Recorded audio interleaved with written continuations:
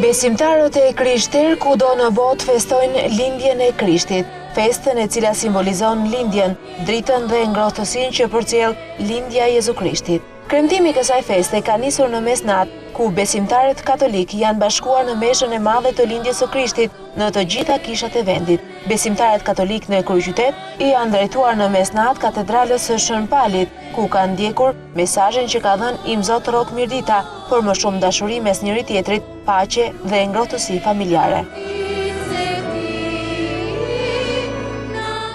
Shpesh herë jemi të prirur të shohim njeriu në dobësinë dhe vogëlsinë e vet, në pamundësinë për të shpëtuar, në lojën e ulët të ndjekjes të interesave personale.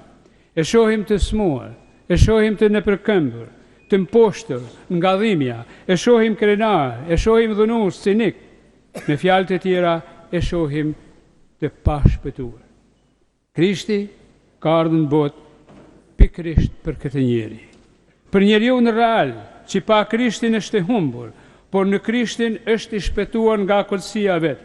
Krishtlindja na mëson se nuk duhet të dëshpërohemi për njeriu. Mesha e lindjes së Krishtit për besimtarët ortodoks është mbajtur mëngjesin e sotëm, ndërsa kryepeshkopi Anastas përcolli mesazhin e tij drejtuar të gjithë besimtarëve në festën më të madhe për besimtarët e Krishterë ortodoks. Ο Χριστός άρθρωσε λόγο κριτικό. Ας αναλογιστούμε τα κηρύγματά του. Krishti artikuloi fjalë kritike.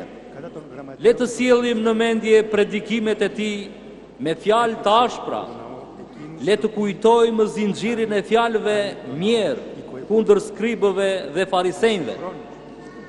Dëboi nga tempulli ata që e kishin bërë shtëpi tregtie.